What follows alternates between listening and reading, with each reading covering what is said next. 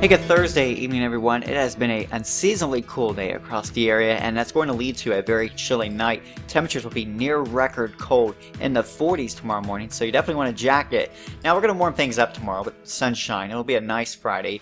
And then this weekend, we're going to see very unsettled weather. Showers and thunderstorms both days this weekend.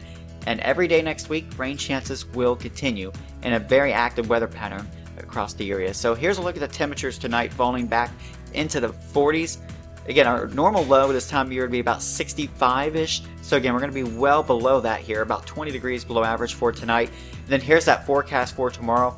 Man, tomorrow's looking like a great day. So I would definitely recommend getting some stuff done outside tomorrow. Low to mid 70s, lots of sunshine.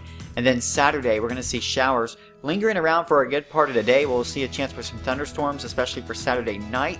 And then Sunday, especially for the second half of Sunday and Sunday night, rain looks to be rather widespread. We'll see thunderstorms as well, and a potential for possibly some heavy rain and flash flooding there. So it is an active weekend for sure. And then as we go into next week, rain will be especially common on Monday morning, and then we should start to see that rain shower activity starting to gradually shift out of here for the afternoon.